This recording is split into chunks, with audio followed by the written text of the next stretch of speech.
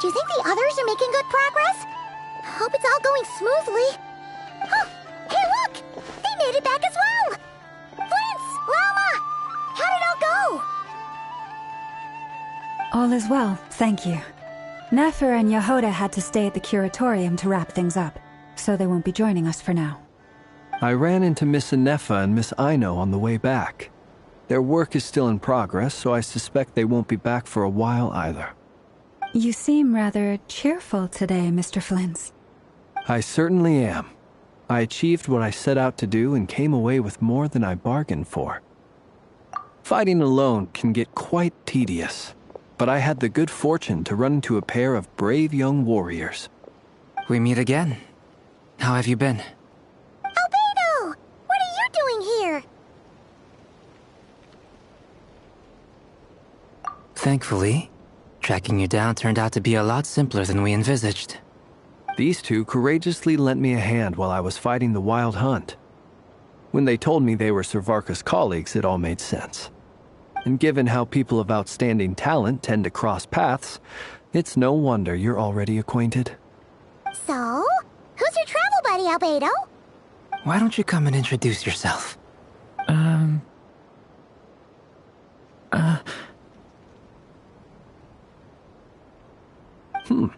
A gentleman of few words, I see. And a rather stern countenance. I presumed you were acquainted with him. Is that not the case? It's nice to meet you. Again. We've technically met before. Wait a sec! You're Minnie Durin! That's right. It's me. I'm glad to see you again. By the way, he says it's okay if you drop the mini. Yeah, I'm not as mini as I used to be. Interesting, isn't it? The first step towards blending into human society appears to be reflecting on whether one's name really reflects who they are. Wow! You look so different! In a good way, of course. It's great to see you looking so healthy. Thank you, Paimon. And although you're as mini as ever, I understand that diminutives don't always convey endearment. I'll be sure to simply call you Paimon, as a sign of my great respect for you. Wow! You're such a smooth talker now. Paimon could get used to this. From now on, you may refer to her as your esteemed guide, Paimon. Personally, I think our little Paimon is the perfect size. When people call her Little Paimon, it's just because she's so adorable that they can't help themselves. If that's not a sign of endearment, what is? You're absolutely right, Miss Lauma. My brother still has a long road ahead of him when it comes to understanding human relationships. Anyway, speaking of long journeys, didn't Columbina, leave with you? How come she isn't back yet? She's been catching up with old friends. Wouldn't be surprised if she stopped for a cup of tea or 10 on the way back. Uh-oh. People are talking about me. Hope it's nothing negative.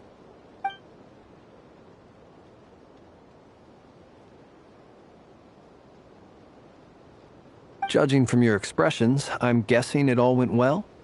It's getting crowded here. I'll go grab some chairs. No need. This is a job for an alchemist. I'll whip some up momentarily. Thank you for your hospitality, ladies and gentlemen, but I was merely escorting my friends back. I'll be meeting Zendrone shortly, as we still have some things to discuss. It's been a pleasure, everyone. But this is where I'll say goodbye. We really appreciate your help. Oh, come on. Spare the formalities. I'm just glad I could help out some true friends. I understand. Well, bye for now, Harlequino.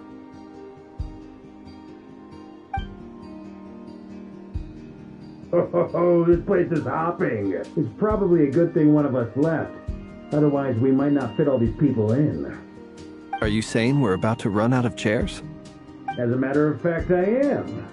Come on in and see for yourself.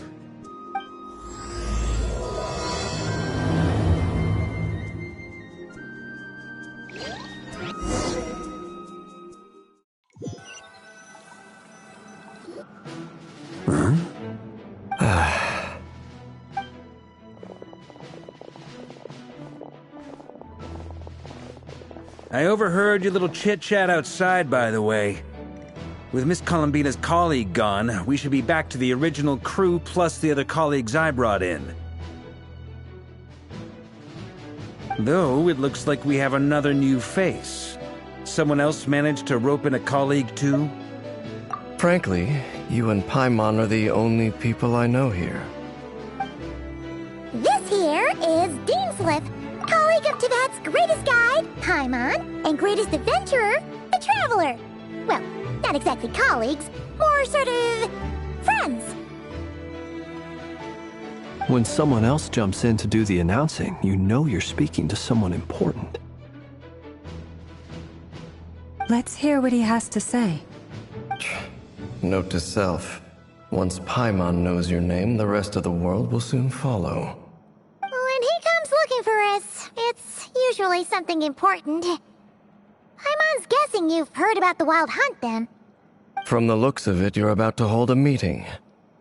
If I were to say that the Wild Hunt is our mutual enemy, would that earn me a seat at the table?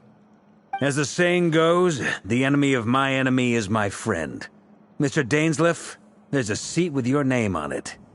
Though, I can't promise the same for everyone else. Hey, Albedo, think you can rustle up a couple more chairs?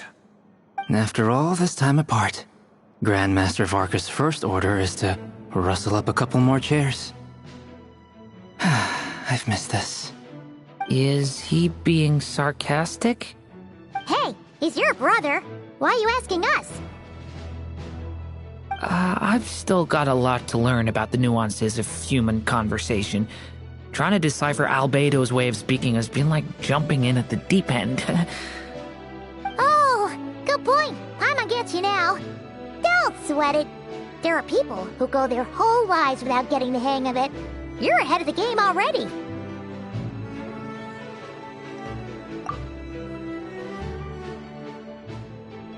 I wonder what's taking Nefer so long. Perhaps you should go and check in with her. If anyone can hurry her along, it's you. I just got back from the curatorium. Besides, aren't you curious to see what's taking her so long? Miss Nefer doesn't strike me as the type to share secrets. And since gathering intel is her specialty, I'm guessing she'd prefer to keep her methods confidential. Under such circumstances, would it not be tactless for me to impose? Oh, but it's fine for me to impose. What can I say?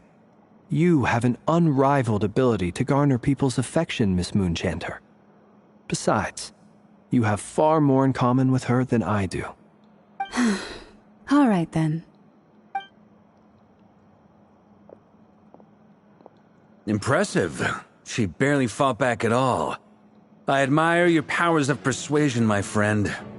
As I'm sure Miss Lauma will realize soon enough, the trick in life is to always pitch in with other people's responsibilities so that you can be selective with your own. Another trick is to simply hide in the background. Spoken like a true sage. Anyway, looks like we've got some time to kill before the meeting. Let's take a little breather, folks. And feel free to chat amongst yourselves. We'll get down to business once the other two arrive.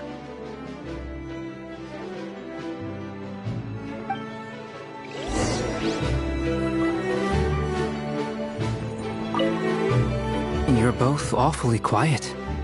Why don't I start us off with an icebreaker? Much obliged. Have either of you ever had your portrait painted? If not, I'd be glad to help. That sounds like a lovely idea. You know how to paint, then? I dabble occasionally. He's an excellent painter. Tables, chairs, people, dragons, you name it. He'll paint it for you. I'm flattered. If I ever get the chance, I'd like to give it a try myself. I'll bear that in mind. Anyway, how about you, Durin? What sort of portrait would you prefer? Oh, I'd be fine with anything. Whatever style feels best to you. Very well.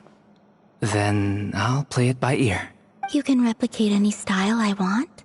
I can try. If you show me a sample, I'll do my best to match it. Thank you. In that case, I'll dig up some reference material for you.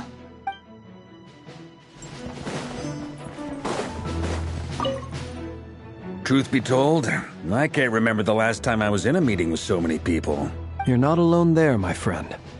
The Lightkeepers also struggle to bring everyone together for a serious discussion. I don't doubt that. I've only ever met two Ratniki, one being you, and the other being that young guy, Itlua. Itlua is a good apple. I'll give him that. He's kind, honest, and regularly delivers supplies to my lighthouse. A true Ratnik to the core. In that sense, he puts me to shame. So you're what? That's what it sounds like you're saying. But I get the feeling that's not quite what you meant.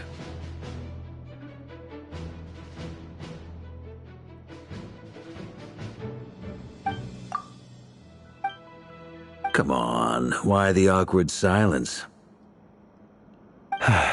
Sorry. I'm not even gonna bother trying to hide it. You've known all along, haven't you, my friend?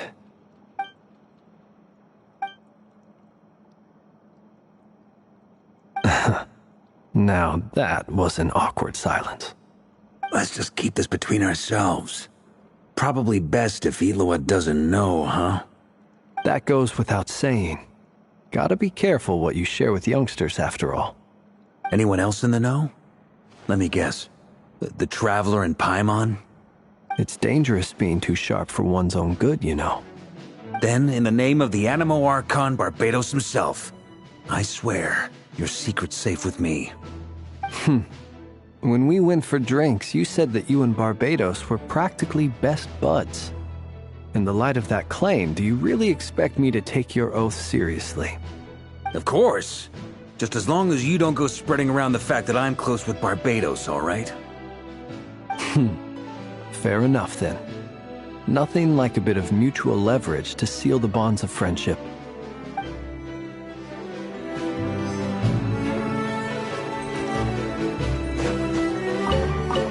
Is there something you'd like to say to me? Yeah! For starters, why'd you just show up here without even giving us a heads up? If you think back to our previous interactions, you may recall that that's hardly out of character for me. You do have a point there. Oh yeah! You'll need to find somewhere to stay the night too, right? Want to tag along with us? You never know.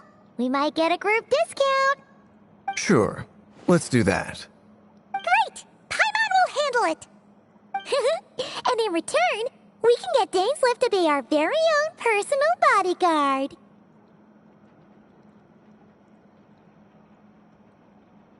If that's what you had in mind, you should have said so sooner. I'd be happy to help.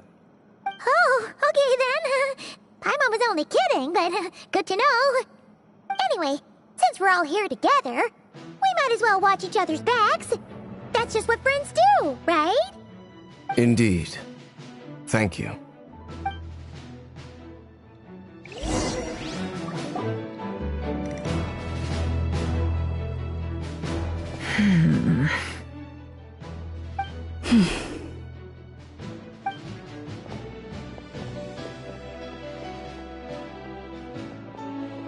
Ah, Miss Nefer. You made it after all.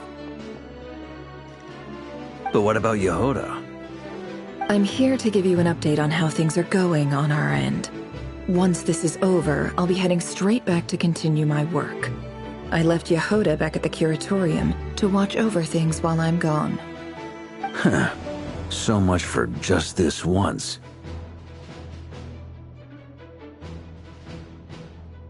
Shh! Not so loud! We're on a roll here. What if she remembers and suddenly decides to back out? Did you say something, Mr. Varka? Huh? I didn't say anything. Right, Flint's? Must have been a frog. They get so noisy around here at nighttime. It's like they're putting on a concert in the background. Anyway, before we begin, there's a few introductions to make. Let me start by saying that it's an honor to be speaking before so many distinguished colleagues and collaborators. First up, we have Miss Lauma. As Moon Chanter, she's the leader of the Frost Moon Scions, a local religious community in Nodcry. Then there's Miss Nefer, boss of the Curatorium of Secrets, and intel gatherer extraordinaire. Nefer is leading the investigation into Rerer's background, assisted by Yehoda and Lauma. From the little I've heard, they're making some great progress. Over here, we have Mr. Flint's, a ratnik and guardian of the abandoned lighthouse. In our last operation, he courageously distracted the Wild Hunt to buy time for the rest of us. For those of you who've never met, this is Mr. Albedo, a renowned alchemist and captain of the Knights of Favonius investigation team. By his side is a new face for us all, myself included, Mr. Durin, who's come to lend his aid. Next up, we have the Moon Maiden and former Fatui Harbinger, Miss Columbina. Then we have the Traveler, who's earned more titles than I could possibly hope to list out, so I'll spare you the rundown. And Paimon, the ultimate travel companion and quite possibly the best guide in all of Tevat. Wow! That's a lot of people! Great turnout! Miss Nefer, it looks like you might have another job coming your way, so, congratulations on the booming business, I guess. You think I haven't got enough on my hands as it is? Who's looking for me now? That would be me, Miss Nefer. I have a commission for you. And you are? Who I am doesn't matter right now. What does matter is that I'd like you to gather more intelligence about the Recher of Solnari. Well, it's not as if we never take on anonymous commissions. But in your case, I'll have to decline. I'm gonna take a wild guess and say your job's probably more hassle than it's worth. Something about you seems like bad news. It's my eyes, isn't it? Conrian, I assume. And what's with the mask? Are you trying to hide your identity? In any case, the fact that you're even still alive raises an awful lot of questions for me. My name is Dainsleif. And yes, I am from Conria. As I'm sure you're aware, the Recher of Solnari's real name is Rerir. He was once an acquaintance of mine. Really? Then you must have been quite an influential figure yourself. You flatter me, but none of that matters anymore. My point was simply to clarify why I have asked Miss Nefer to investigate Rerir's background. So you're both from Conria, and it sounds like you used to be friends? What am I missing here? Surely you already know how he became one of the Five Sinners. I'll tell you everything I know. The history of Conria, the names and identities of the Five Sinners. I remember it all like it was yesterday. I have never spoken openly of this before. But the truth was exactly as people say. The Five Sinners were each driven by their own desires, and it was by playing upon these that the Abyss tempted them to their fall, tearing Conria apart in the process. The visionary, Vedafinir, who wished to foretell the future. The wise, Haroptatir, who sought limitless knowledge. Gold, Rheindotter, who desired to create life. The foul, Sertologi, who pursued supreme strength. And last, but not least, Raker of Solnari, Rerir, Ravager of the Moon. Of the five, Rerir is the only one who remains a mystery to me. He never harbored grand ambitions, so what changed in the space of a single night? How did he come to fall like the others? In other words, you're saying that his change came as a shock to you, and you have no idea what actually happened? That's right. You mentioned how the Abyss tempted them, which led to their fall. But what did that look like in practice? And what other context can you give me about the events of that time? The more detail you can give me, the better.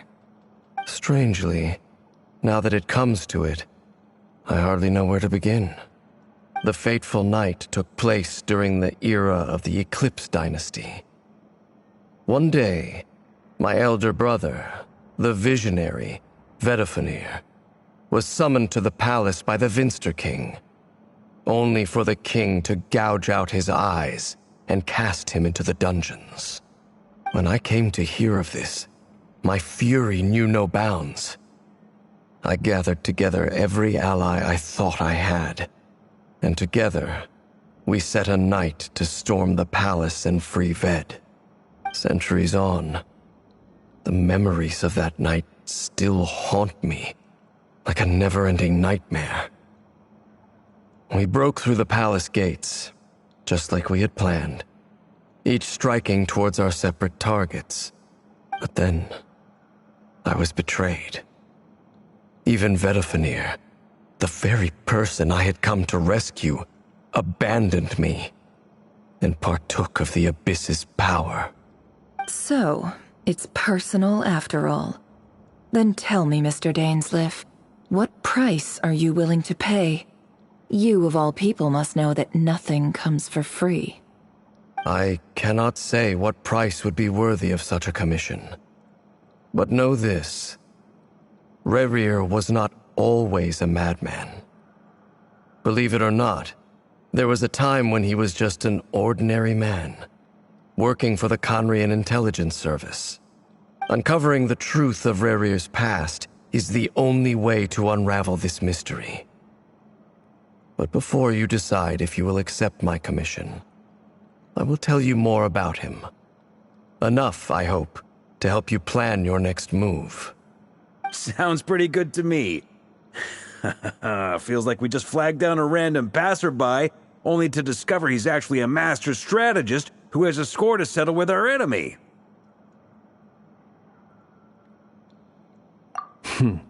Can I borrow your halo? It could be useful in the lighthouse. Hey, enough with the wisecracks! Besides, isn't that lamp of yours bright enough already? Relax. It was meant to be a compliment. If that was a little over the top for your liking, I'll make sure to tone it down next time. I'll give your proposal some serious thought, Mr. Dainsleif. Let's speak in private once the meeting is over. Before that, there's a few things I'd like to share.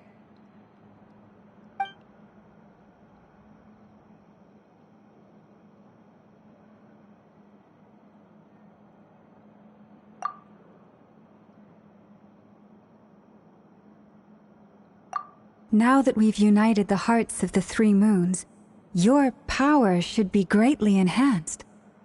But it seems like that hasn't happened yet. I believe it will take a little longer. You've done so much for me, so I want to be completely honest with you all. Even though I'm doing a lot better now, the truth is, my recovery will likely be an ongoing process. From the moment I was born, my power has been slowly ebbing away. And that is because Tevat has never accepted me. Even with the moons united as one, it seems my rejection cannot be undone. So far, I have yet to find a solution. It may turn out to be a problem that will plague me until the day I finally leave this place behind. Even so, I will do everything in my power to help you drive out the Raher of Solnari. As Arlecchino put it, this is not about chasing the spoils of victory. It's just a gesture of heartfelt gratitude. Kutar.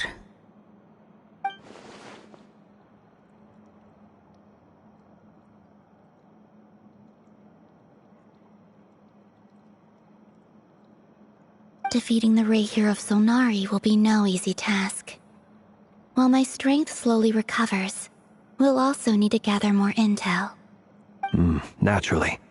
We should take all the help we can get if we hope to defeat him. We've considered several viable plans now, but our choice hinges on the answers to a few key questions. Is it even possible to kill Rahier? What experiences shaped the person or monster he became? And what's he really after? Given Albedo's expertise in alchemy, I think we should leave him to try and answer the first of these questions. Understood.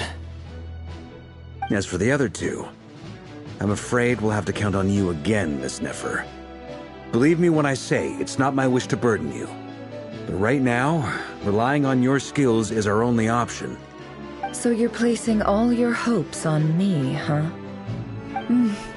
We can't thank you enough for agreeing to help us. Honestly, I can hardly believe how lucky we are.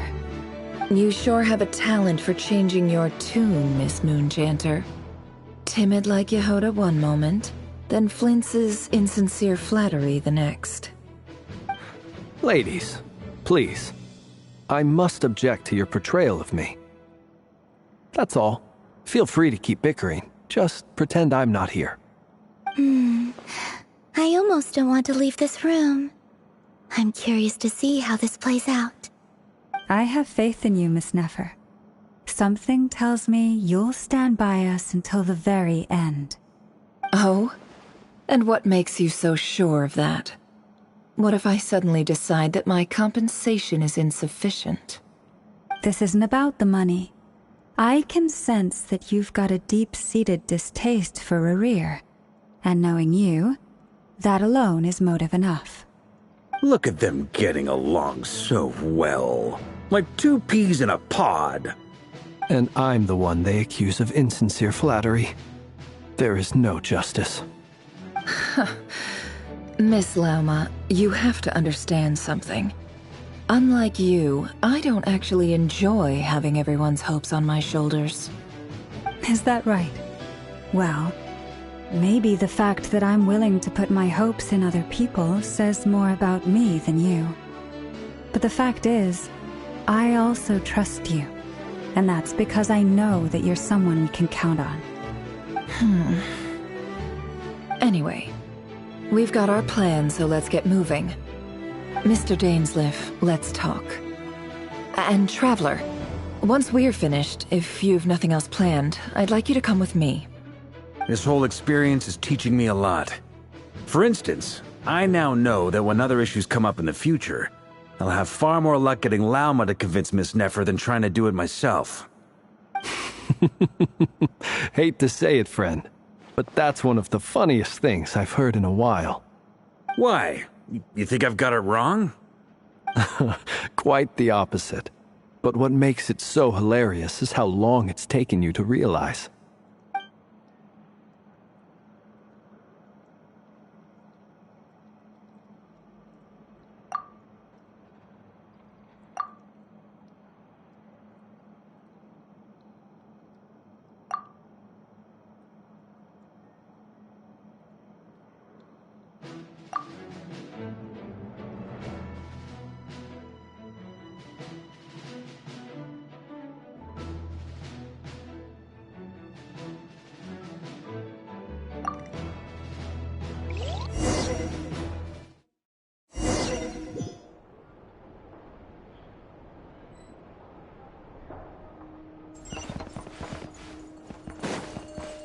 Wouldn't gliding be faster?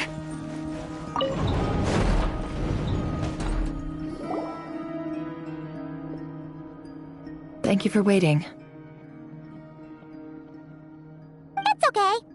We actually used the time to help Dainsleif get a room at the hotel. That's very considerate of you.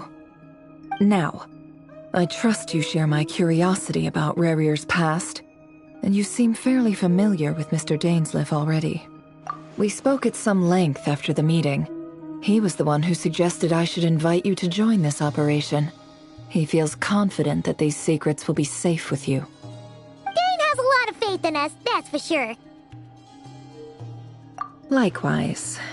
I appreciate that you got right on board without interrogating me about why I invited you. It shows that you trust me to explain everything in due course. That's because we know what you're capable of. We appreciate you too, Nefer. You might have been forced to help in the beginning, but this time, it was your choice. That's one way to put it. Another is this, that once a decision's been made, it's set in stone. After that, my only goal is to see it through. Alright, so here's how it is. I'm going to access Rarir's thoughts again using my confidential method. Now, I'm sure you've seen things like this before on your travels, so you're surely well aware of how dangerous it can be. The reason I've gathered you all here is to ensure my safety during the proceedings. I plan for us to enter the fragment of his consciousness together, and once inside, I will focus on searching for information. Think of this as a diving expedition into someone's brain. If I'm the diver, you are my safety equipment, tasked with keeping me alive while I'm under the surface. Once the ceremony begins, we will all be spying on privileged information. But in the interests of safety, you must remain absolutely silent at all times. We will discuss our observations after the ceremony has concluded.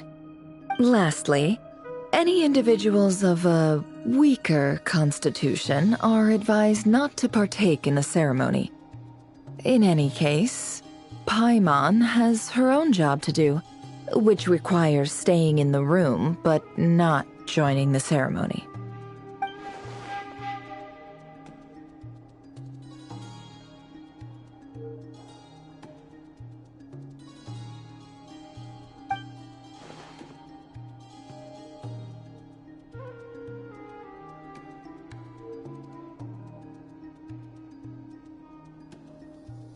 Well, good luck, everyone! Sounds like all Paimon can do is cross her fingers and root for you guys. There's a little more to it than that. I was being serious when I said you have a job to do. While the rest of us are inside Rarir's mind, it's imperative that we have a team member on the outside. In the event that something goes wrong, you will be our first responder. I don't anticipate any issues, but the extra level of safety will be greatly appreciated. I second that. This is a dangerous operation here, and you're our whole rescue team. That's pretty much the most important job in the crew. So, Paimon's like the lifeguard? Yeah, that makes sense. Alright, got it. Good. Please, take a seat. We'll get started momentarily.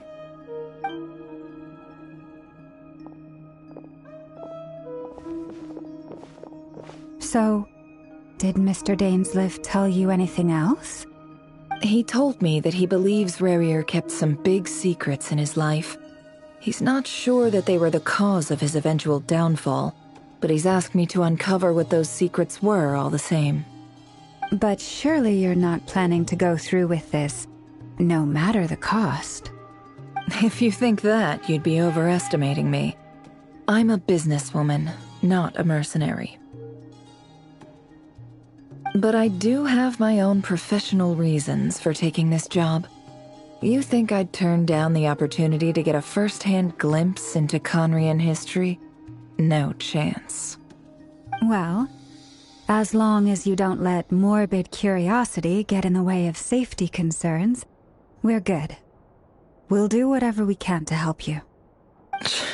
You're such a killjoy.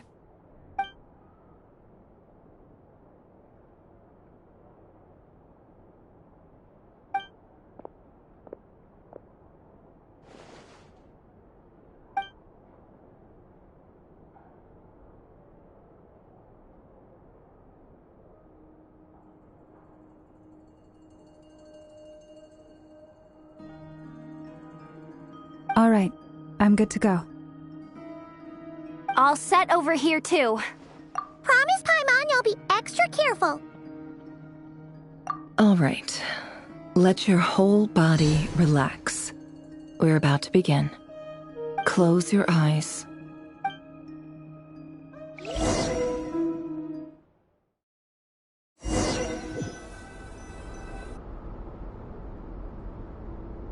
Phew. Could this be his office? Pretty standard setup. Bookshelves, paperwork, files. According to Dainsliff, Rarier used to be an intelligence operative. Chances are there's plenty of top-secret intel stashed away in this room. Is this where you keep your secrets, Rarier? Can't say I'm not looking forward to this.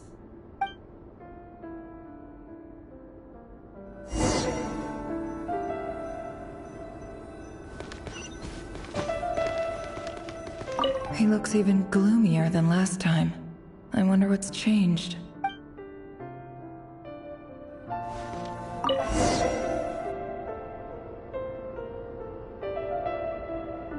Today's files are in.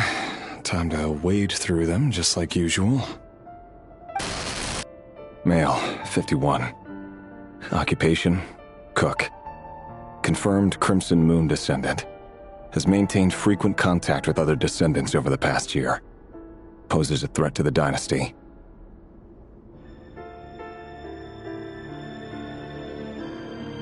Neutralized.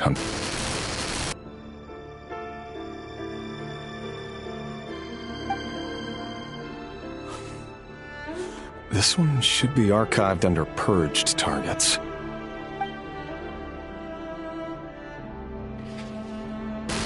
Female, 23. Occupation, office clerk. Confirmed Crimson Moon descendant. Has maintained frequent contact with other descendants over the past year. Poses a threat to the dynasty. Neutralized.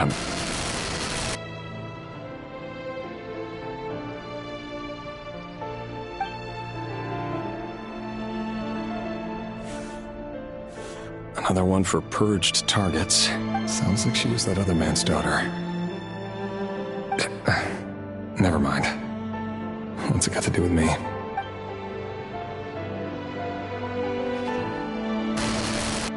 Male, 40. Occupation, teacher. Confirmed Crimson Moon descendant. Has been observed making contact with other descendants during the past year. Poses a threat to the dynasty. Neutralized on...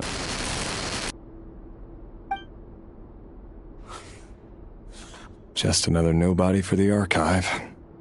Come to think of it, I remember surveilling this man. A case like his never would have been considered a priority in the past. Huh. He barely even interacted with other Crimson Moon descendants.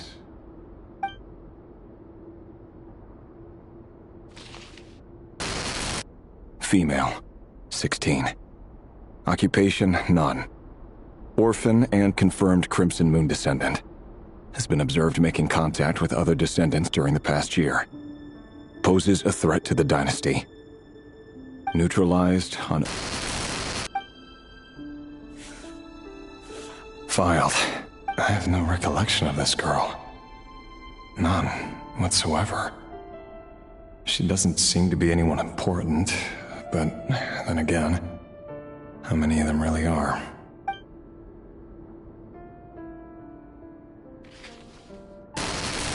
Female, 13. Occupation, none.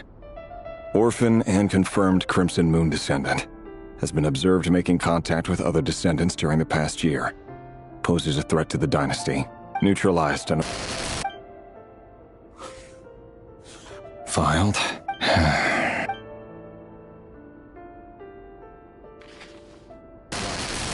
Male, 11.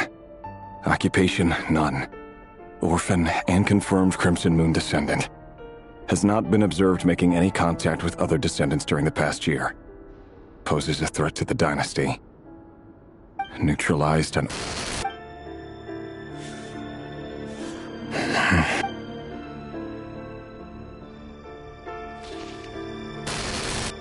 Male. 6. Occupation, none.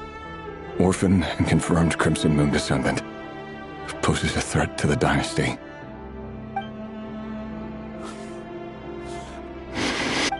It's funny, isn't it? Your job is becoming both harder and easier at the same time, depending on how you look at it. Sooner or later, the Crimson Moon descendants will be completely wiped out. But as their numbers dwindle, they become harder and harder to track down. That's not how it is. Fortunately, however, most of the able-bodied adults have already been taken care of. The remaining weaklings will be increasingly easy to deal with. No! No. My job is to ensure the survival of the Eclipse Dynasty. And the only way to do that is by eliminating any and all potential threats. It's a perfectly legitimate line. Every single one of my colleagues can attest to my fairness. And if my friends were aware of the facts, I know they'd back me up too. Assuming, of course, that they were aware of all the facts.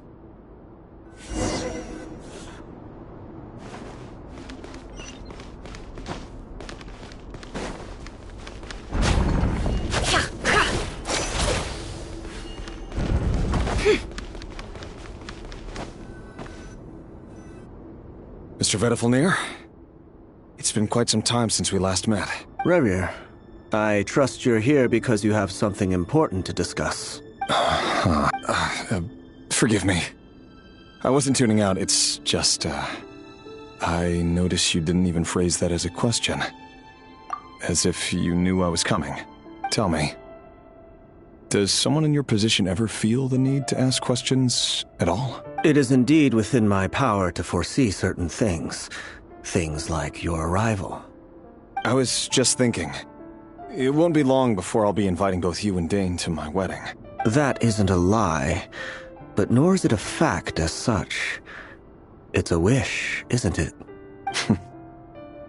No fooling a prophet, is there? Ever since that day we met for drinks, I knew it was only a matter of time before you came looking for me. Does it feel good? Knowing how the future will unfold. I'm afraid the notions of good and bad fail to capture the complexity of what such a power entails. Once you've seen what will come to pass, it can be all too easy to succumb to fear and melancholy. You fear my silence, and long to hear the words I left unspoken that day. That's right. You must have noticed my reluctance to broach the subject, and the reason is simple. Because the truth could never have lived up to your hopes. For both our sakes, such words are better left unsaid. The burden of prophecy. So who exactly do you deem worthy to hear your prophecies? None but our exalted king?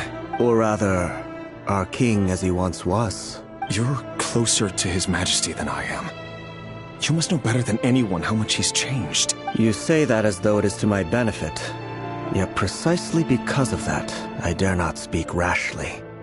A king can turn out to be the most virtuous of rulers, or a tyrant more terrible than the most vicious of dragons. You are so wise and far-sighted, yet still you would have me live in fear of the unknown? You make a fair point. Especially given my silence alone was all it took to send you spiraling downwards.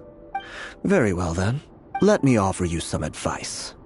And I say this not as a prophet or a visionary, but simply as the brother of your friend. For many reasons, there is very little chance of your marriage ending in happiness. If happiness is what you seek, you should find another fiancé. Hold on. There's that same black fog again. Wait. Hear me out. This time we finally got a clear look at his face and learned his true identity. His name is Rerir, and he claims to be one of the king's guards. What did you say? A cruel irony, isn't it? The man you're set to marry leads a double life as a brutal executioner. Why are you telling me all of this now? Simple. It's because I want you to kill him. You are the only person he would never suspect. No, absolutely not. I would never dream of doing such a despicable thing. So you'll just stand by and watch him slaughter us to the last? Do not forget that the blood of the Crimson Moon flows in your veins too. The blood of the Crimson Moon? What does that matter now? The dynasty has long been dead and gone. You think that alone is reason enough for me to throw away everything I have? Why wouldn't it be? You too were once a child of the Crimson Moon, just like me. Don't tell me you've never felt so much as a flicker of fury for the way we were trampled into the dust. As long as you promise to abandon this pipe dream of restoring your dynasty, I can try to persuade him. Or have him persuade the Vinster King. Persuade the Vinster King? Do you even know why he's so obsessed with hunting us down? Why he keeps trying to force us to hand over our secrets over and over again? Or why we refuse to give up on restoring the dynasty? The Vinster King. A blind fool. His eyes clouded by powers from beyond this world. A petty little man with a miser's heart. And he dares to sit upon the throne? Mark my words.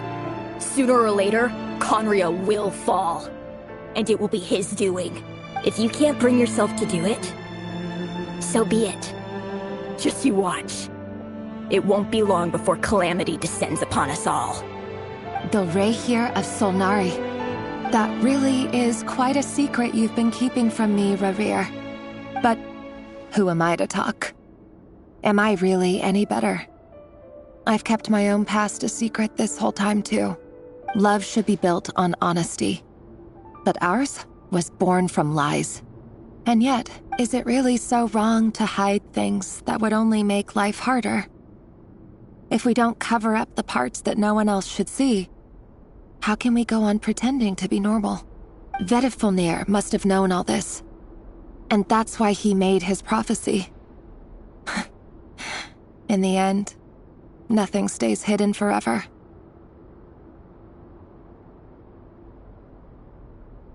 But I won't just sit by and watch this disaster unfold. I'll do everything in my power to protect what I cannot afford to lose, no matter who I have to face.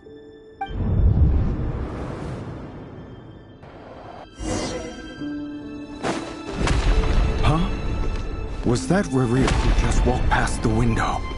Doesn't it give you the chills that he still takes the same road to work every day, as if nothing ever happened?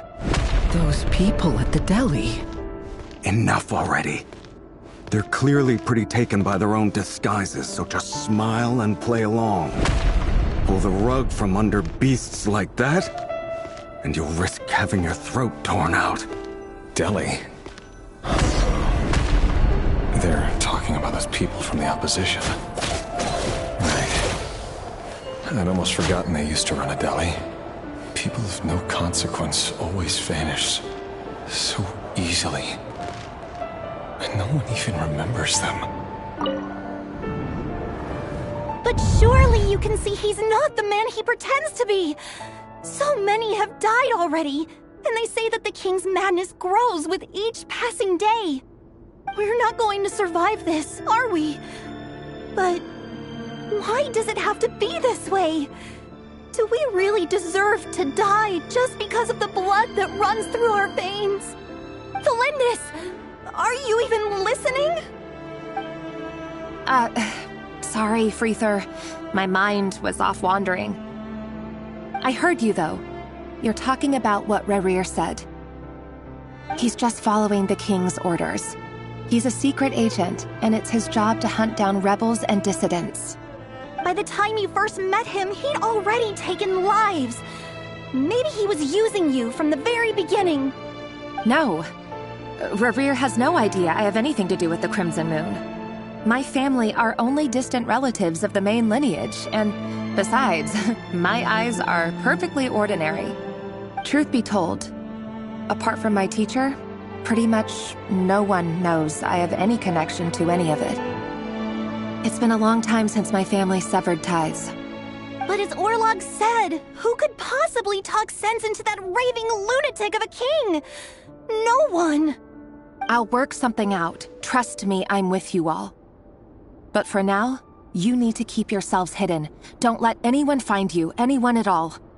Don't forget that Rerir is an Eclipse operative. You need to be extra careful when he's around. And when I am too. For now, don't come looking for me. And if anything happens to me, just act like we've never met. If even you can't escape this, what hope do the rest of us have? But after all this time together, surely he wouldn't lay a hand on you. I won't speak in his defense, nor can I give you a clear answer to that question. But I'll do everything I can to put an end to this. Here, hold on to this. If an opportunity to escape presents itself, take it. You'll be glad you took some spare change. You call that change? But what about you? I've got a job, and there's still money coming in. But you can't go anywhere right now. Please think about yourself for once.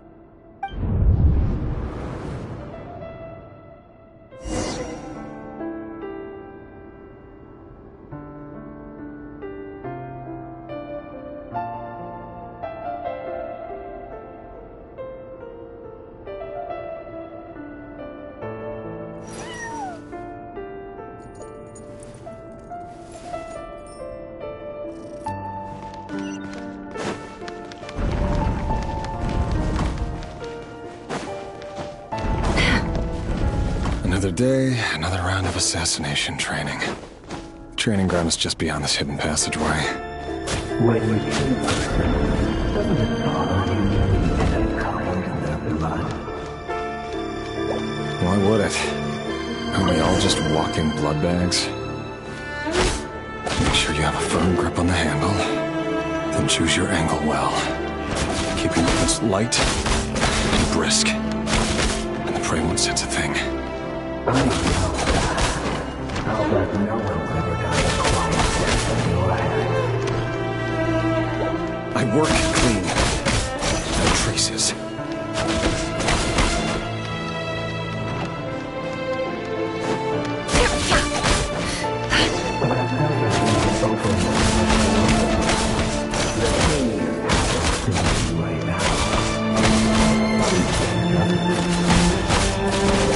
That won't happen.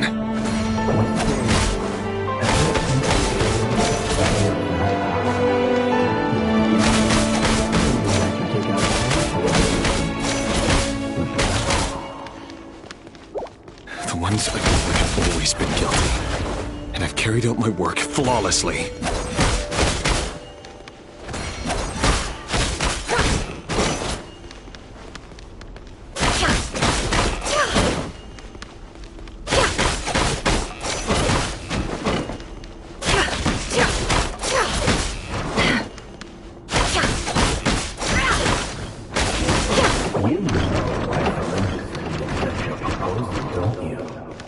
Was it because she didn't trust you?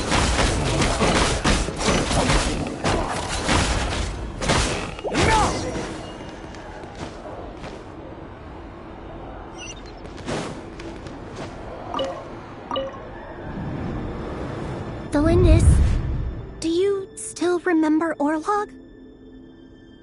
Orlog? The boy who was pretending to sell flowers. You spoke for quite a while, didn't you? Yes, we did.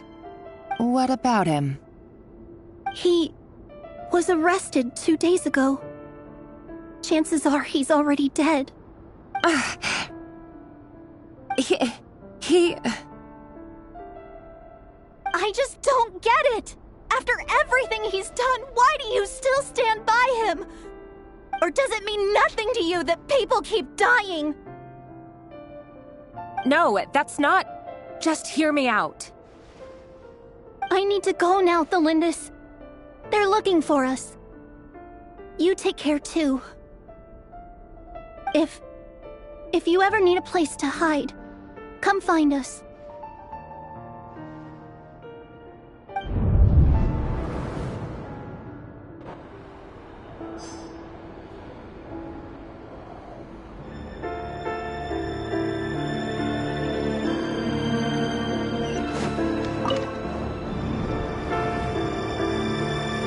Author, Thelindis. Over the course of this week, the research object was subjected to interference for a total of 47 hours for experimental purposes. The results are as follows. All subjects of observation that were sent inside have now... The situation within is proving more problematic than anticipated. No progress whatsoever. What now? Won't you give me even a glimmer of hope? Things are getting worse by the day. I have to find a way or we'll all be in danger.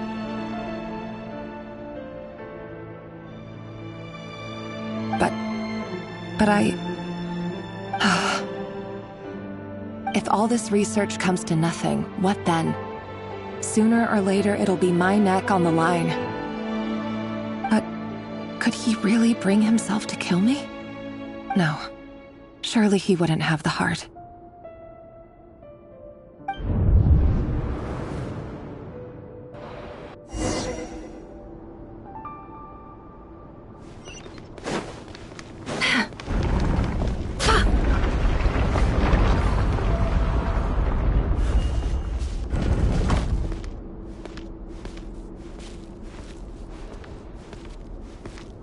Why won't you just let us go?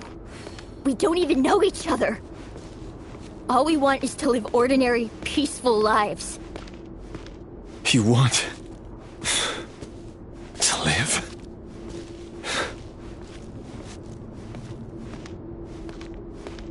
Yes. I just want to go on living. Is that really such an unforgivable crime?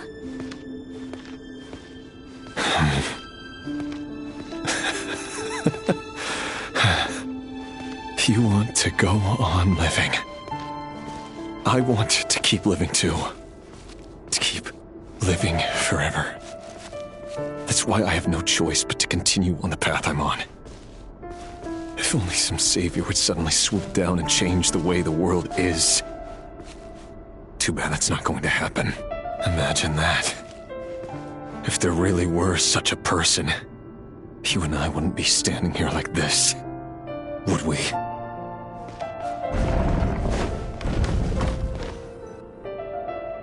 Today's files are in.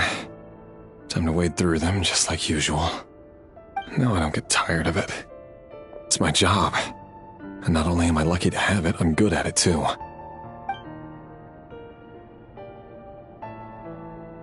Huh.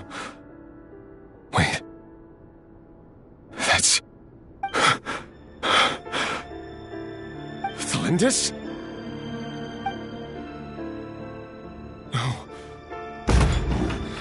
No.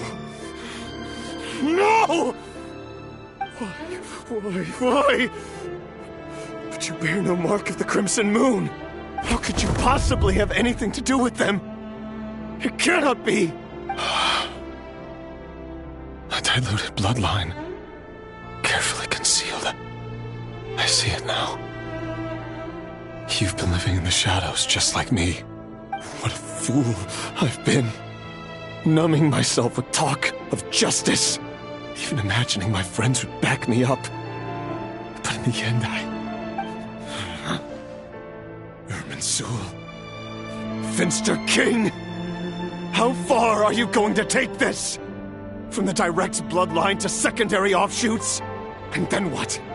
Today it's the descendants of the Crimson Moon. Who will it be tomorrow? Will you not rest until everyone down here is dead? No. This cannot go on. This is where it ends.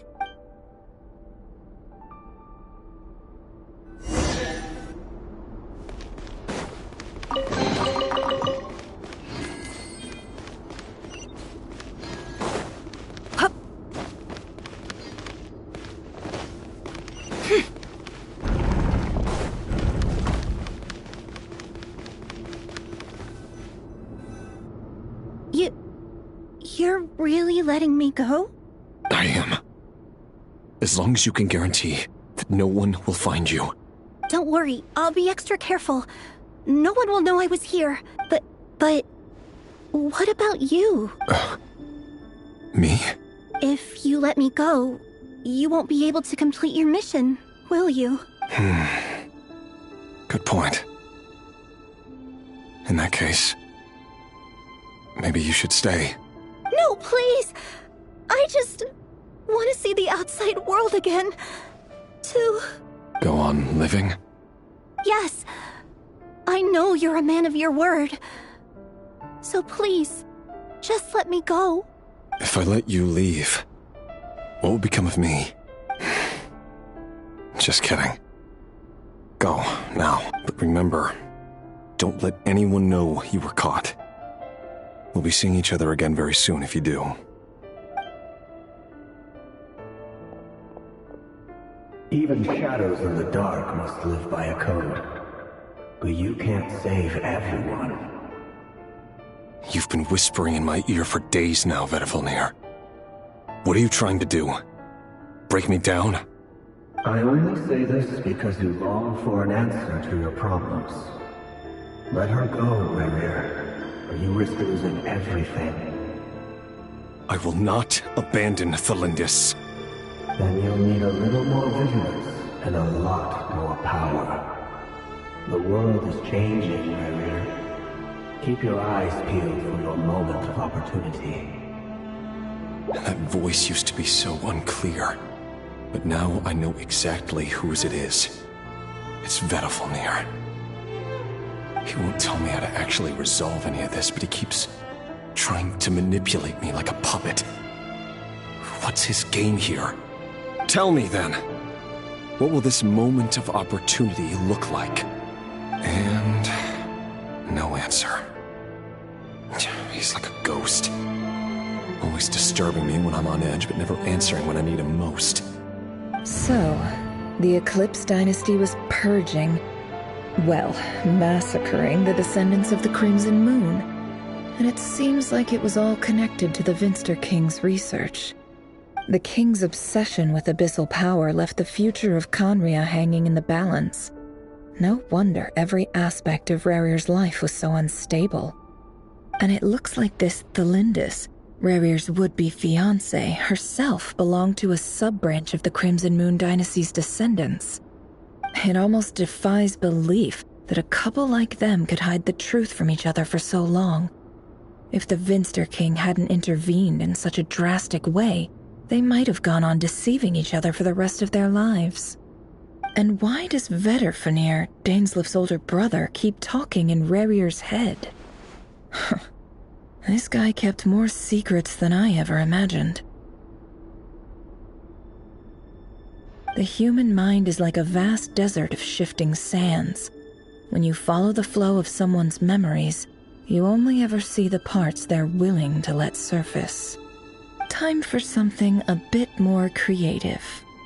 We've been inside Rerir's mind this whole time, building up a picture of his psyche. There's already enough clues on the board to start reading between the lines and mapping out the rest. Now, we can finally begin to put the pieces together.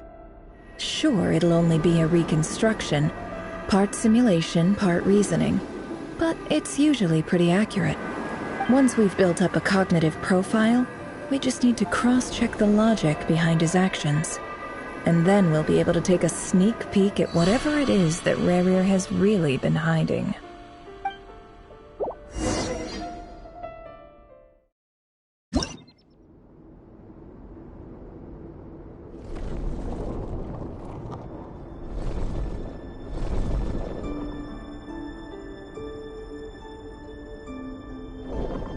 Rerir, are you there?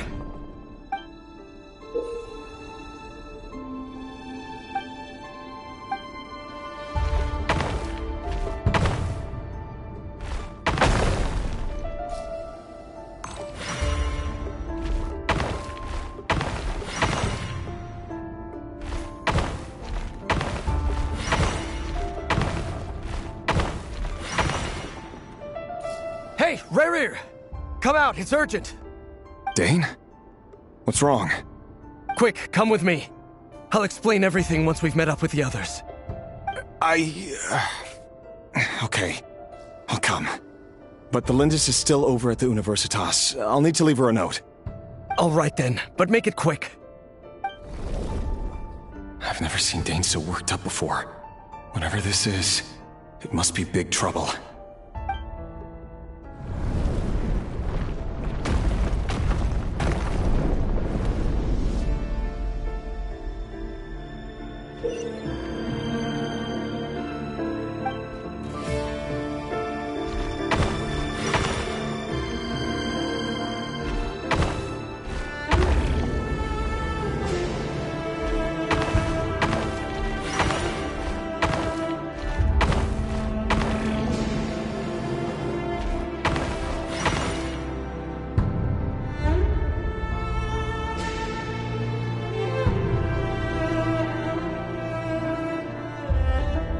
Well, this is a nice change, meeting you all at this hour.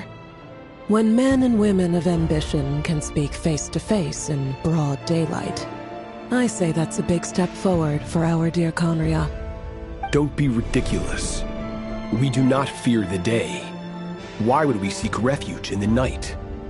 You might ask your blade that same question. I'm told it prefers the cover of darkness. The word on the street is that Sir Delogi only strikes when he has an unfair advantage. But that is patently false. I see you're missing an arm and a leg. Surely only a fair fight could explain that. If this is your way of offering me replacement limbs, believe me, I'll take them. Oh, we can certainly discuss that. With bioalchemy, anything is possible. Assuming I have your full support in my research. Lunatic. Robtatir, what brings you here? Why, Dainsleif, of course. He invited me. Please, cast aside your apprehensions, Miss Rhindaughter.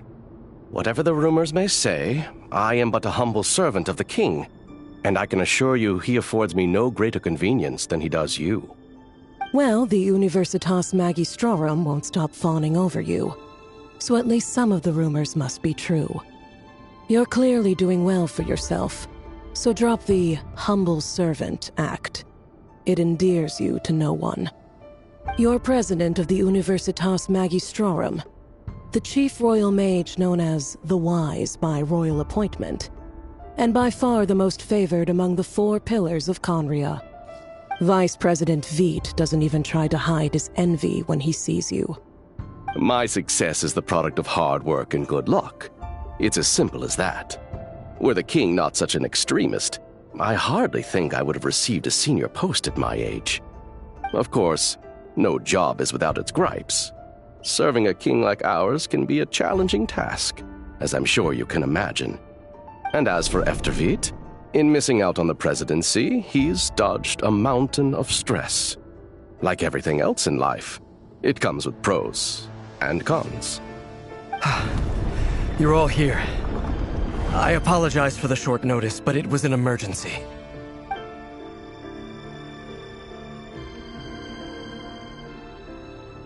You must be Rerir.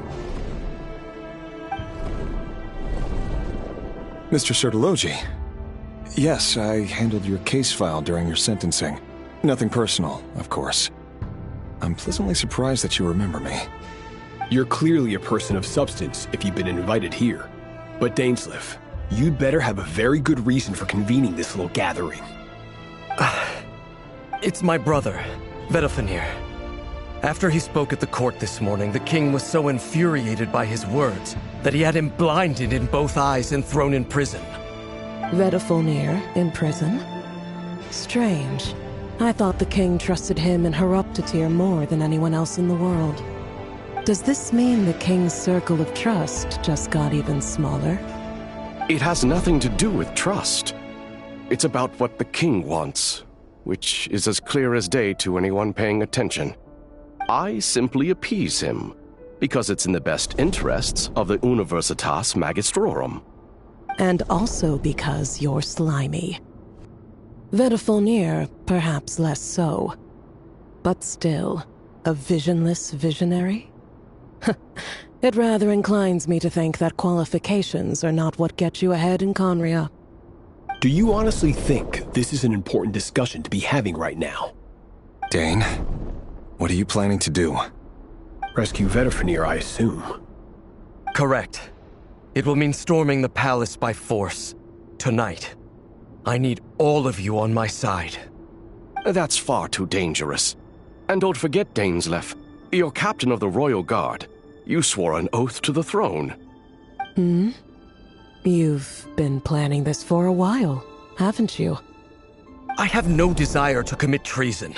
But whatever critique the king may have of Vedifenir, disfiguring your most loyal subject for putting the best interests of his court and nation first, this is not the conduct of a wise ruler. My blade will force the king to see the error of his ways. So, Vedifenir's prophecy enraged the king. I'm sure it wasn't what he wanted to hear, but if he won't take counsel even from the visionary, that is deeply troubling news. The extent of His Majesty's madness is now all too clear. The question is, how does a man like me get out of this situation unscathed? You have noble ambitions, Dane, but I'm afraid they don't do much for a guy like me. I'm not interested in saving the world. All I want is a letter of pardon. A letter of pardon? For whom? Thelindis? The chances of the Vinster King issuing a pardon for anyone connected to the Crimson Moon seem vanishingly slim.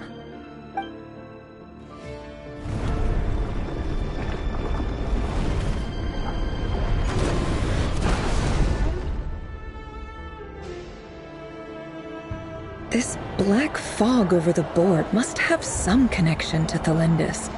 But why is it taking this form? Does it have something to do with Rarir's past? Another mystery I'll need to unravel.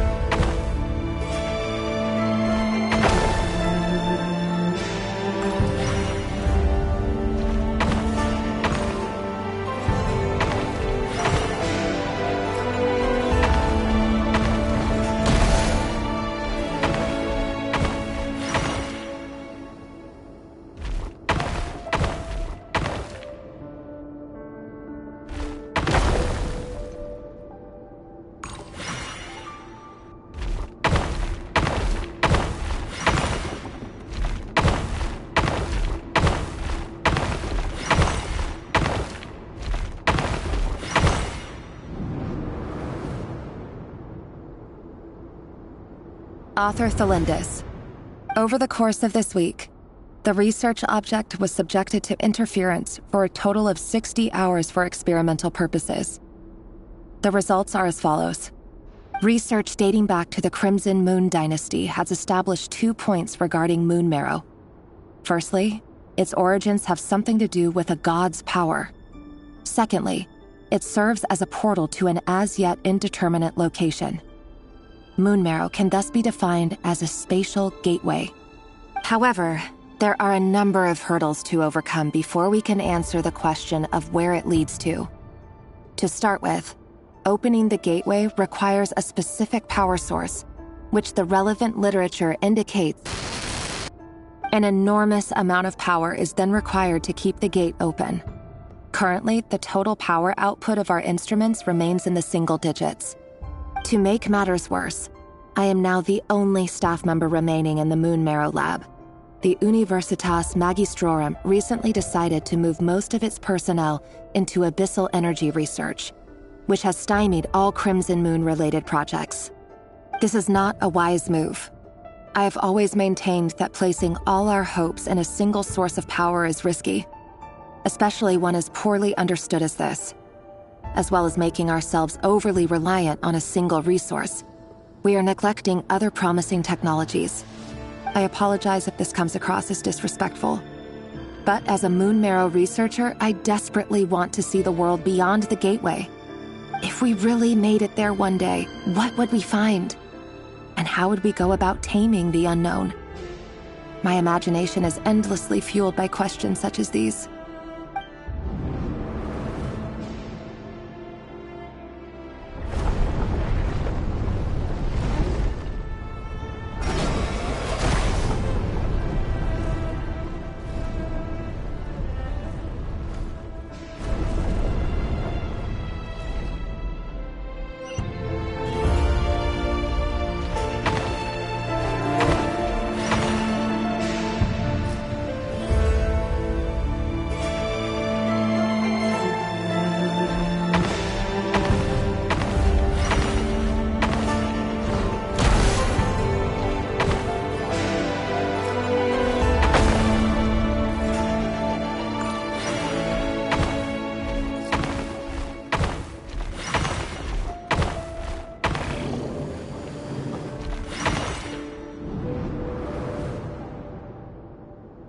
for you. I heard you're gonna leave the city with your parents. The Lindis, did you hear about what happened? I've heard nothing.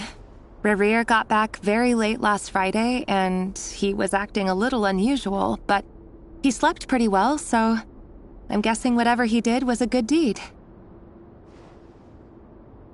You never saw him, and I don't know what he did. And this conversation never happened. You understand? What if he finds out that you pried into his secrets? Don't be silly. I don't know what secrets he does or doesn't have. All I know is he's just a normal guy who happens to run some errands for the king. Are you scared of him? I don't know. The Rerir I know doesn't match the person you all describe. Logically, I should be scared of him. And yet, I don't want to lose him. But enough about that. You should get going, and be careful with the package I gave you. Keep it secret. Keep it safe. What's in it? A piece of the moon. All you need to know is that as long as you keep it safe, then in the future, everyone will be able to see a red moon. A red moon? You mean our moon? That's right. Our moon. Promise me you'll look after it. I promise, the Lindis. The Crimson Moon bloodline will never die out. Its light, the color of blood, will become like a fire that flows in our veins, no matter how long it takes.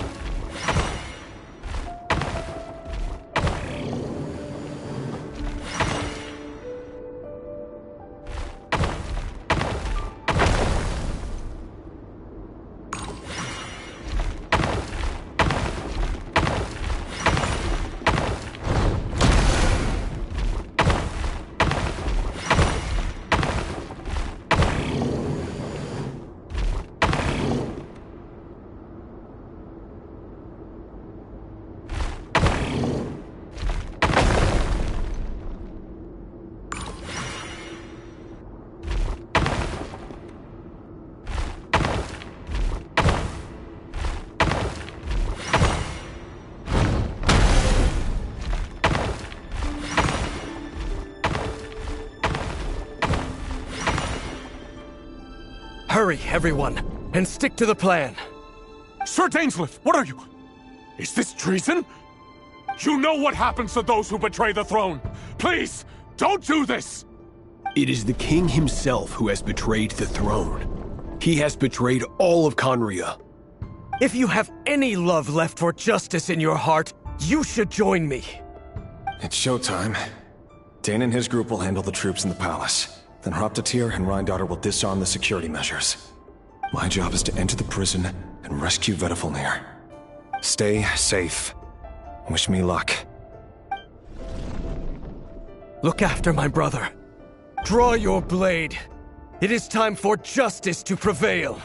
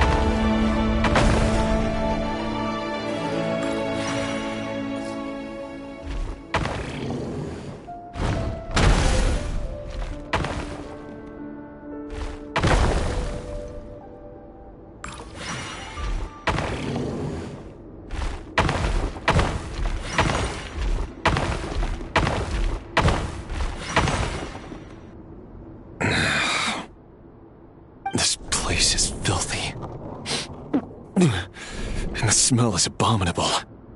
Clearly, the king doesn't allow his prisoners a single shred of dignity. This is dire. Found you. Hello, Mr. Vedafilnir. It's you. Surprised? Oh, wait. I guess surprise isn't an emotion that prophets feel very often. I certainly felt some surprise in the moment when I was blinded. Surprise at the king's sheer ignorance.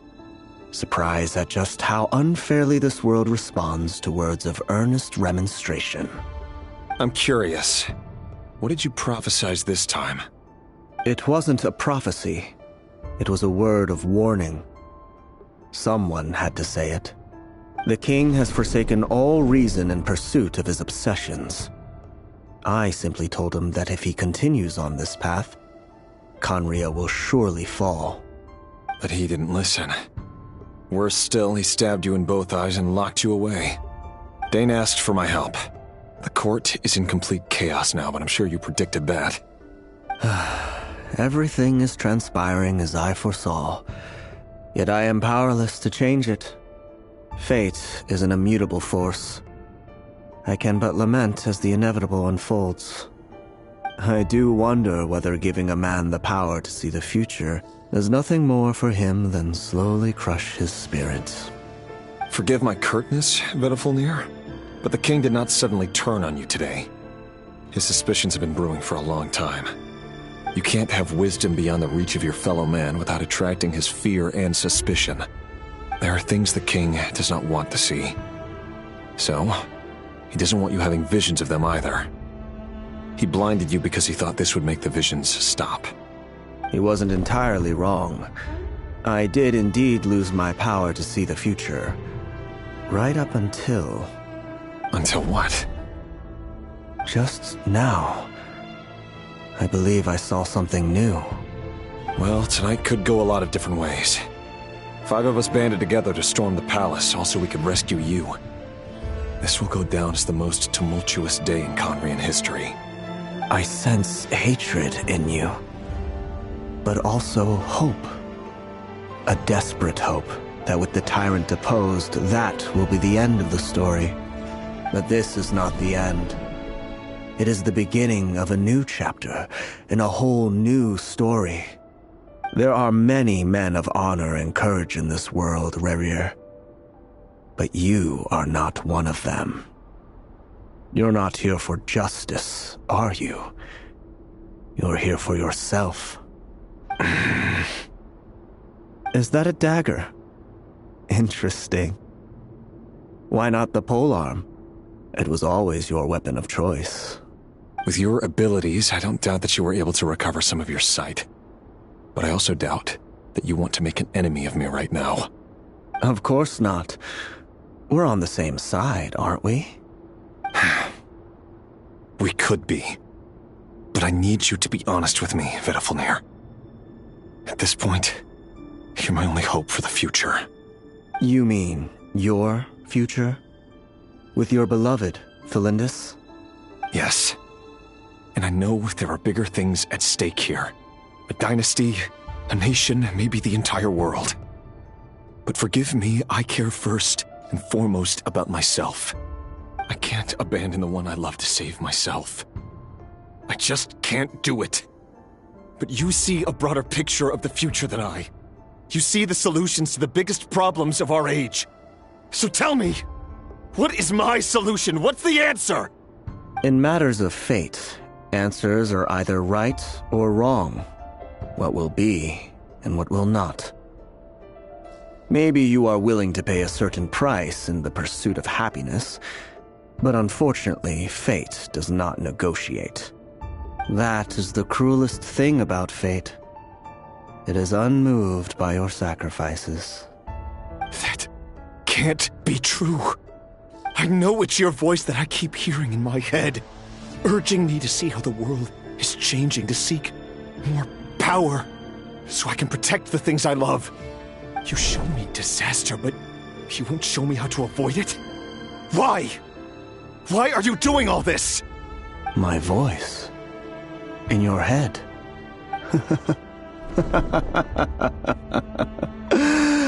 So, you hear it too.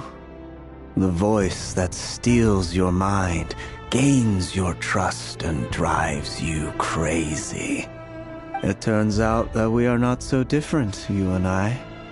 Vedifilnir just broke into the strangest smile I've ever seen in my life, as if he'd discovered some monumental secret. But then he suddenly switched to looking extremely weary. Very well then. My advice to you is as follows. You must persevere. Whatever trials and tribulations you may face, be steadfast in the belief that they are your path to the future. For as long as you live, your story with Thelindis shall not come to an end. That is the only chance you have of fighting back against fate. It is up to you whether you believe my words. Regardless, that is all I will say on the matter. I have no right to intervene any further. I will hold you to your word. Thank you for setting me free. In return, I will tell you one more thing that you cannot afford to ignore. Just then, a strange wave of energy rippled through the city. We had no idea what it could mean. If I were you, I would head to the Universitas Magistrorum. The Universitas? Oh no! I'm sure we'll be seeing each other again very soon, Rerir. Whatever Vedifilnir said, I didn't catch it. I didn't even help him out of the prison. There was no time to lose.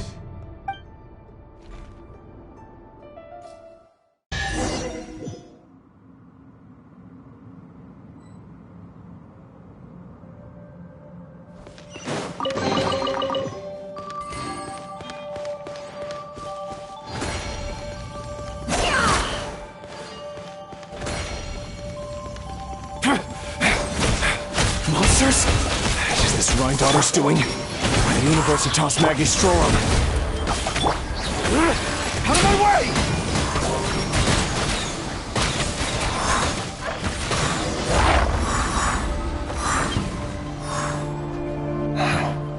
The Universitas.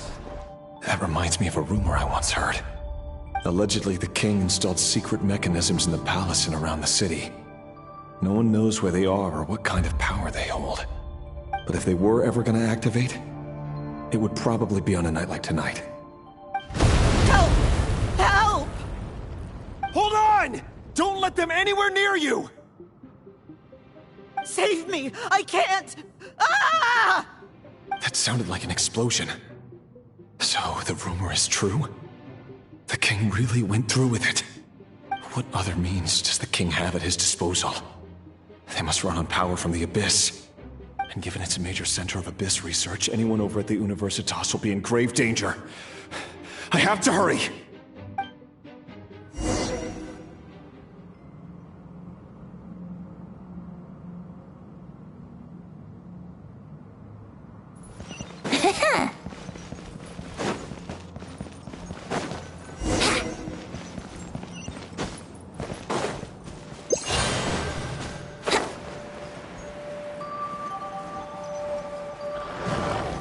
Brace yourselves. Time for takeoff. Here we go.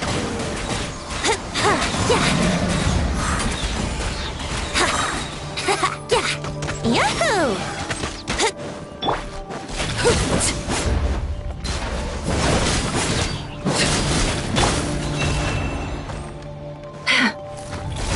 Seek within. It all adds up. Think you can get away? Here we go. Overruled. No more lies. Can't hide the truth.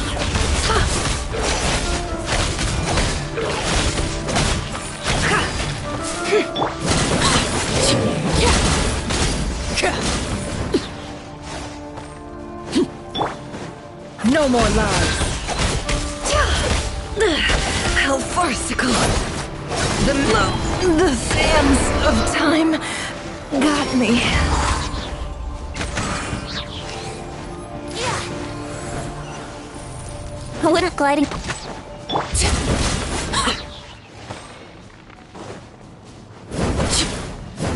Time for takeoff. Here we go. I'm going in. Let's light it up. Midnight Phantasmagoria.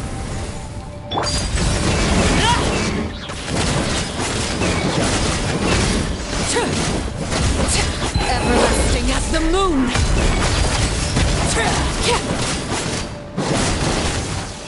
Teamwork is dreamwork. Brace yourself. Think you can get away?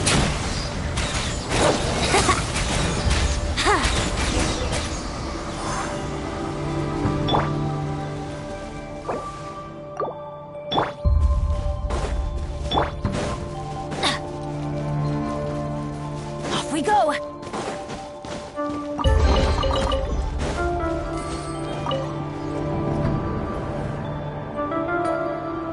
Monsters!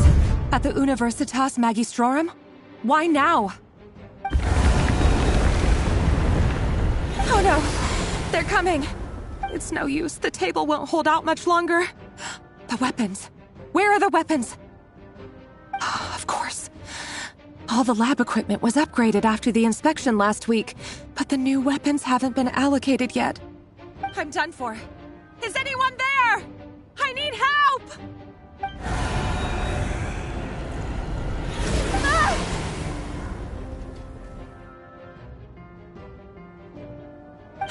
Stay back!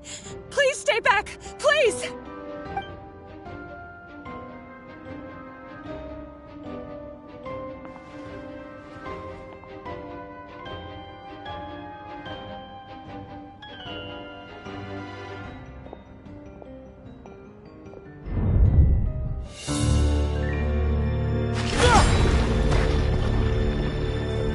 What's that? Reverie! So the rumors about your work are true. What? No! Listen, something happened at the palace tonight. We have to leave! You don't need to lie to me anymore. What do you mean? I know why you're worried, and I will respect the decision you've made. But it's okay, because I found a solution. I know how to end all this. You can have it back. The normal life you so desire. But until then, I'm afraid our wedding will have to wait. Celindus? No! Don't do it! Celindus! Celindus!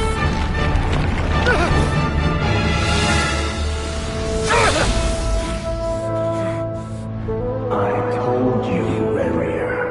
Let her go. You will find someone better. No! No, I won't do it! I have to save her! By what means exactly? A lowly pawn. You lack the power and the strength of will. Do you know a way? Tell me! Come to the palace.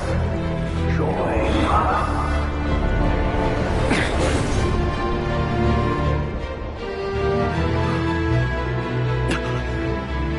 Reverie, thank goodness we... Step forth and take your share. You made it. Not you too.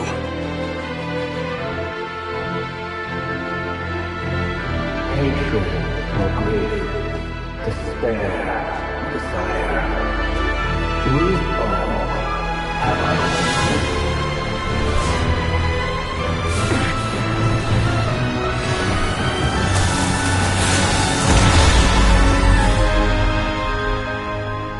Reverie. Reverie. Celindus? Were you daydreaming?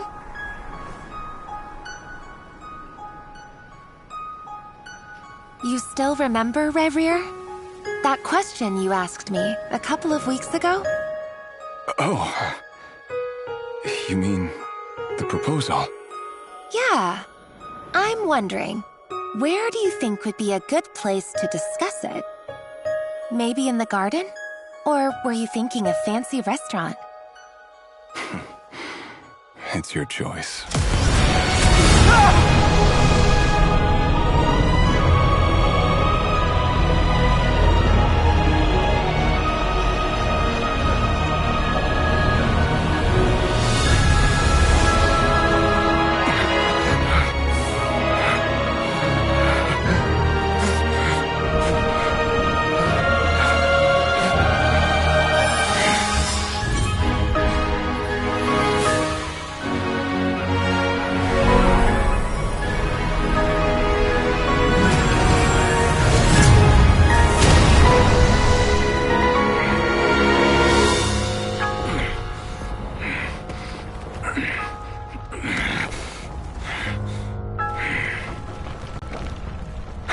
Find you.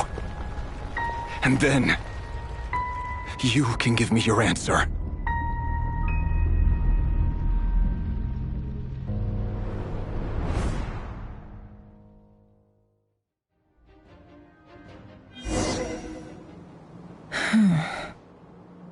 So that's how the Raker of Solnari was born.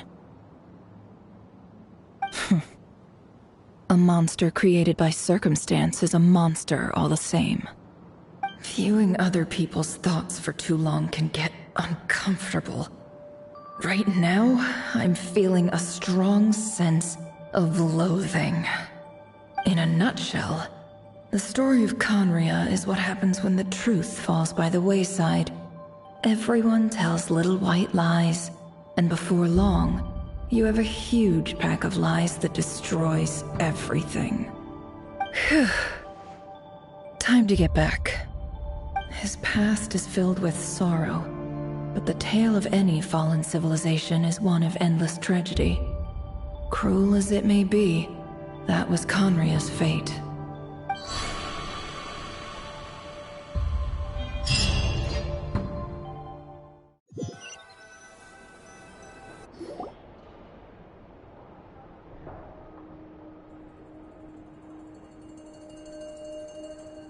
Everyone, I'm back. Can I get a standing ovation? Never! How are you holding up? Feeling okay? She's fine. Boss is a pro. Yes, I'm fine. You will have seen the events of Rarir's life through my thoughts.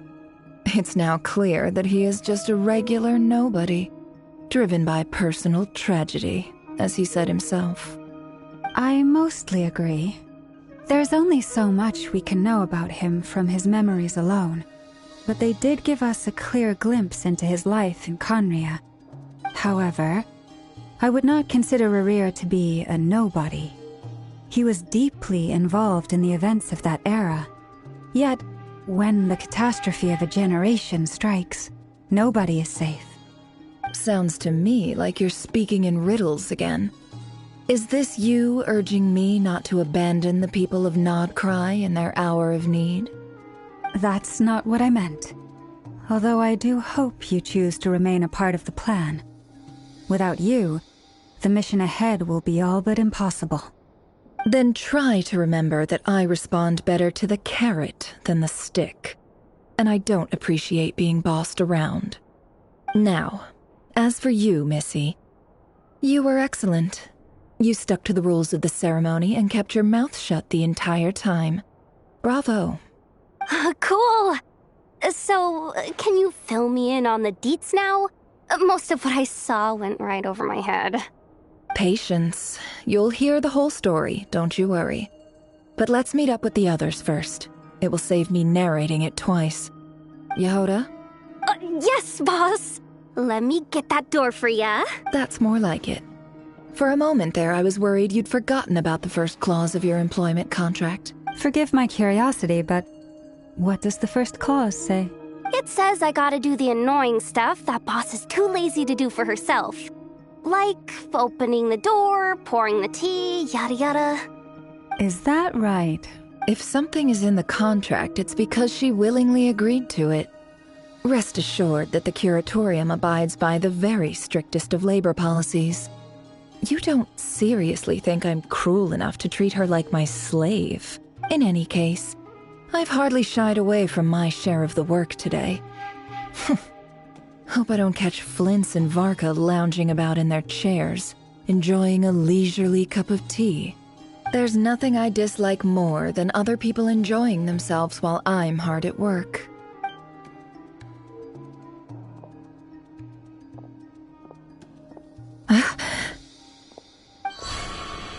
Oh no.